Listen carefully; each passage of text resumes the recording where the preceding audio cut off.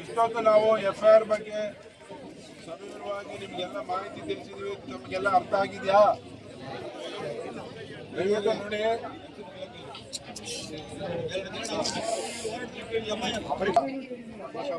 ಎಲ್ಲಾನು ನಾವು ಪ್ರಯತ್ನ ಮಾಡ್ತಾ ಇದೀವಿ. ಸರ್ಕಾರಕ್ಕೂ ಬಿಸಿ ಮುಟ್ಟ ಕೆಲಸ ಮಾಡ್ತಾ ಇದೀವಿ. ಏನಪ್ಪಾ ಅಂದ್ರೆ, ಈ ಒಂದು ಘಟನೆ ನಡೀಬಾರ್ದಿತ್ತು, ನಡೆದೋಗಿದೆ. ಬಟ್ ಮುಂದೆ ಈ ಒಂದು ಯಾರು ಘಟನೆಯಲ್ಲಿ ಭಾಗಿಯಾಗಿದ್ದಾರೆ ಅವರಿಗೆ ಶಿಕ್ಷೆ ಆಗ್ಲೇಬೇಕಂತ ಹೇಳಿ ಬಹುಶಃ ನಾವೆಲ್ಲಾ ತರದಲ್ಲೂ ಎಲ್ಲಾ ಮಿನಿಸ್ಟ್ರಿಗಳನ್ನು, ಮುಖ್ಯಮಂತ್ರಿಗಳನ್ನು ಎಲ್ಲರನ್ನೂ ನಾವು ಒಳಗೊಂಡು ಇದು ಸಮಸ್ಯೆಗೆ ಪರಿಹಾರ ಬೇಕೇ ಬೇಕು ಅಂತ ಹೇಳಿ ನಾವು ಸಹ ನಿಮ್ಮ ಜೊತೆ ಆ ಒಂದು ಕೆಲಸನ ಮಾಡ್ತಾ ಇದ್ದೇವೆ. ಯಾಕಂದ್ರೆ ಕಾನೂನು ನಾವು ಕೈಗೆತ್ಕೊಳಕ್ಕಾಗಲ್ಲ. ಅವರು ಏನಿವತ್ತು ಕೈಗೆತ್ಕೊಂಡು ಮಾಡತಕ್ಕಂಥ ಕೃತ್ಯಕ್ಕೆ ಅವರಿಗೆ ಶಿಕ್ಷೆ ಆಗಲೇಬೇಕಂತೇಳಿ ಬಹುಶಃ ಈಗ FIR ರಿಜಿಸ್ಟರ್ ಆಗೈತೆ.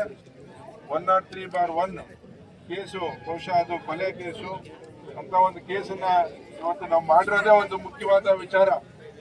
ತಾಯಿ, ಬೆಳಗ್ಗೆ ನಾವು ಮಧ್ಯಾಹ್ನ ಇವತ್ತೇನು ತಕ್ಷಣ ಈಗ ಅಧಿಕಾರಿಗಳನ್ನ ಅಮಾನತು ಮಾಡಬೇಕು. ಎರಡನೇದು, ಕುಟುಂಬಕ್ಕೆ ಸುಮಾರು 2 ಕೋಟಿ ರೂಪಾಯಿ ಒಂದು ಕುಟುಂಬಕ್ಕೆ ಹಣ ಕೊಡಬೇಕು ಅಂತ ಹೇಳಿ ನಾವು ಕೇಳ್ಕೊಂಡಿದ್ದೀವಿ. ಒಂದು ಕುಟುಂಬಕ್ಕೆ ಸರ್ಕಾರಿ ಕೆಲಸ ಕೊಡಬೇಕು ಅಂತ ಕೇಳ್ಕೊಂಡಿದ್ದೀವಿ. ಜೊತೆಗೆ ಏನು ಮಕ್ಕಳ ಒಂದು ವಿದ್ಯಾಭ್ಯಾಸಕ್ಕೆ, ಸಂಪೂರ್ಣ ವಿದ್ಯಾಭ್ಯಾಸಕ್ಕೆ ಸರ್ಕಾರನೇ ಭರಿಸಬೇಕು ಅನ್ನೋ ನಿಟ್ಟಿನಲ್ಲಿ ಇಷ್ಟನ್ನು ನಾವು ಆಗ್ರಹ ಮಾಡಿದ್ವಿ. ಜೊತೆಗೆ ರಿಟೈರ್ಡ್ ಹೈಕೋರ್ಟ್ ಜಡ್ಜ್ ಮುಖಾಂತರ ಈ ಒಂದು ತನಿಖೆ ಆಗಿ ತಪ್ಪಿತಸ್ಥರಿಗೆ ತಕ್ಷಣ ಶಿಕ್ಷೆ ಆಗ್ಬೇಕು ಅನ್ನೋದು ಇಷ್ಟು ನಮ್ಮೆಲ್ಲರ ಒಂದು ಆಗ್ರಹ. ಅರ್ಥ ಆಯ್ತಾ? ಇದು ಒಂದು. ಈ ತಕ್ಷಣಕ್ಕೆ FIR ಆಗಿರೋದು ಒಂದು ಭಾಗ. ಈಗಾಗಲೇ AC ಅವರು ಮತ್ತೆ DC ಅವರ ಅಧ್ಯಕ್ಷತೆಯಲ್ಲಿ, ಜೊತೆಗೆ ಏನು ಡಿಸ್ಟ್ರಿಕ್ಟ್ ಜಡ್ಜ್ ಅವರ ಅಧ್ಯಕ್ಷತೆಯಲ್ಲಿ ಮೊದಲನೇ ಹಂತದ ತನಿಖೆ ನಡೆಯುತ್ತೆ. ನಾವು ಕೇಳ್ತಾ ಇರೋದು ಹೈಕೋರ್ಟ್, ರಿಟೈರ್ಡ್ ಹೈಕೋರ್ಟ್ ಜಡ್ಜ್ನ ಕೇಳ್ತಾ ಇರೋದು. ಅದು ಇನ್ನೊಂದು ಆಗ್ಬೇಕು. ಇದು ಪ್ರಿಲಿಮಿನರಿ ವರದಿ ಬರೋದಿದು. ಪ್ರಿಲಿಮಿನರಿ ಇದು ಪ್ರಾಥಮಿಕವಾದದ್ದು, ಮೊದಲನೇ ಹೆಜ್ಜೆ. ಸೊ ಇಷ್ಟು, ಇದು ಒಂದು. ಎರಡನೇದು, ಈಗ ನಾವು ಪರಿಹಾರದ ಬಗ್ಗೆ ನಾವು ಮಾತಾಡ್ಬೇಕು ತಾನೆ.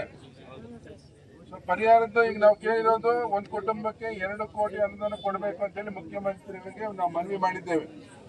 ಬಟ್ ಅದರಲ್ಲಿ ಇವಾಗ ಏನಪ್ಪಾ ಅಂದ್ರೆ, ಈಗ ತಾತ್ಕಾಲಿಕವಾಗಿ ನಾಳೆ ದಿವಸ ಇವತ್ತೇನು ಕಾರ್ಯ ಆಗ್ತಾ ಇದೆ, ಕಾರ್ಯ ಮಾಡಲೇಬೇಕು.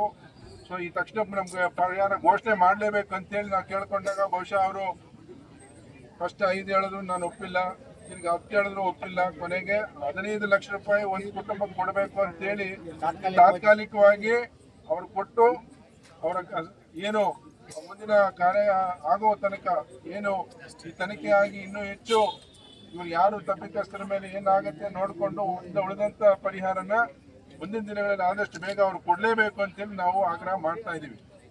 ಈ ತಕ್ಷಣಕ್ಕೆ ತಾತ್ಕಾಲಿಕವಾಗಿ ಎಮರ್ಜೆನ್ಸಿ ಅಂದ್ರೆ ನಾಳೆ ಅವರಿಗೆ 15 ಲಕ್ಷ ರೂಪಾಯಿ ಪ್ರತಿಯೊಂದು ಕುಟುಂಬಕ್ಕೆ ಕೊಡುವಂತ ಒಂದು ತೀರ್ಮಾನ ಬಹಳಷ್ಟು ಮೊದಲು ಹೇಳೋದು ಬೇಡ, ಏನೇನಾಯ್ತು ಹೆಂಗಾಯ್ತು ಅಂತ.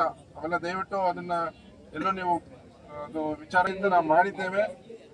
ಈ ಒಂದು ಕುಟುಂಬಗಳಿಗೆ ಒಂದು ಈ ತಕ್ಷಣಕ್ಕೆ ಸಾಂತ್ವನ ಹೇಳಲಿಕ್ಕೆ ಮತ್ತೆ ಈ ಒಂದು ಪರಿಹಾರ ಕೊಡಲಿಕ್ಕೆ ನಾವು ನಮ್ಮ ಒಂದು ಶಕ್ತಿ ಮೀರಿ ಕೆಲಸ ಮಾಡಿದ್ದೇವೆ. ಇಷ್ಟು ನಾನು ಹೇಳಲಿಕ್ಕೆ ಬಯಸ್ತಾ ಇದ್ದೇನೆ. ಬಹುಶಃ ನೀವೆಲ್ಲನೂ ಒಪ್ತೀರಾ ಅಂತ ನಾನು ಬಯಸ್ತಾ ಇದ್ದೇನೆ. ಯಾಕೆಂದ್ರೆ ಈ ನಾವು ಕೇಳಿರೋದು ಜಾಸ್ತಿ ನಿಜ. ಈಗ ಕೊಡ್ತಾ ಇರೋದು ತಾತ್ಕಾಲಿಕವಾಗಿ ತಕ್ಷಣಕ್ಕೆ, ನಾಳೆ ಒಂದೊಂದು ಕುಟುಂಬಕ್ಕೆ ಇದು ಆಗ್ಬೇಕು ಅಂತ ನಾನು ಈ ಒಂದು ನಿಮ್ಮ ಮುಖಾಂತರ ಈಗ ನಾನು ಮುಂದುವರಿಸಬಹುದಾ? ಈಗ ಎಲ್ಲ ಒಂದು ಪ್ರಯತ್ನಗಳಾಗಿದೆ. ಹಾಗಾಗಿ ನಾಳೆ ಮಿಕ್ಕಿದ್ದು ಕೆಲಸಗಳು ಸುಗಮವಾಗಿ ಆಗ್ಲಿ ಅಂತ ಹೇಳಿ ನಾನು ಈ ಒಂದು ಸಂದರ್ಭದಲ್ಲಿ ತಮಗೆ ಕೈ ಮುಗಿದು ಕೇಳ್ಕೊತಾ ಇದ್ದೀನಿ. ಮುಂದಿನ ದಿನಗಳಲ್ಲಿ ಈ ಒಂದು ಘಟನೆಯಲ್ಲಿ ಯಾರಿಗೇನು ತಪ್ಪಿತಸ್ಥರಿದ್ದಾರೆ ಅವ್ರಿಗೆ ಶಿಕ್ಷೆ ಆಗಬೇಕು, ಕುಟುಂಬಸ್ಥರಿಗೆ ನ್ಯಾಯ ದೊರಕಬೇಕು. ಅವ್ರಿಗೇನು ಪರಿಹಾರ ಕೇಳಿದ್ವಿ ಅದೆಲ್ಲನೂ ಹಂತವಾಗಿ ಅವ್ರಿಗೆ ತಲುಪಿಸೋ ಕೆಲಸ ನಾವು ಎಲ್ಲರೂ ಸೇರಿ ಇವತ್ತೇನು ಮಧ್ಯಾಹ್ನದಿಂದ ಸಂಘಟನೆಗಳಿರ್ಬೋದು, ನನ್ನ ಜೊತೆ ಎಲ್ಲರೂ ಮತ್ತೆ ಸಂಬಂಧಿಕರು, ಇವತ್ತು ಸ್ನೇಹಿತರು ಎಲ್ಲರೂ ತಾವೆಲ್ಲ ಬಂದಿದ್ದೀರ, ಸಾರ್ವಜನಿಕರು ಸಹ ಎಲ್ಲರೂ ಇವತ್ತು ಈ ಒಂದು ಘಟನೆಗೆ ನಡಿಬಾರ್ದ ಘಟನೆ ಏನ್ ನಡೆದಿದೆ ಎಲ್ಲರೂ ಅವರ ಮನಸ್ಸನ್ನ ಕೊಟ್ಟು ಅವ್ರಿಗೊಂದು ನ್ಯಾಯ ಸಿಗಲಿ ಅಂತ ಹೇಳಿ ತಾವೆಲ್ಲ ಏನು ಇಷ್ಟು ಸಂಯಮದಿಂದ ಈ ಒಂದು ನ್ಯಾಯ ಕೊಡಿಸ್ಬೇಕಂತ ತಾವೆಲ್ಲ ಇದೀರಾ. ಆ ಒಂದು ನ್ಯಾಯ ಕೊಡಿಸೋದಕ್ಕೆ ನಮ್ಮ ಒಂದು ಪ್ರಯತ್ನ, ಪ್ರಾಮಾಣಿಕವಾದ ಪ್ರಯತ್ನ ನಾವು ಮಾಡೇ ಮಾಡ್ತೀವಿ ಅನ್ನೋ ಮಾತನ್ನ ಮತ್ತೊಮ್ಮೆ ನಮ್ಗೆಲ್ಲ ತಿಳಿಸ್ತಾ, ಕೇಳ್ರಿ ಏನು ಈಗ ಕೆಲವು ಇನ್ನೇನಾದ್ರು ಡೌಟ್ ಇದ್ರೆ ಕೇಳಿ.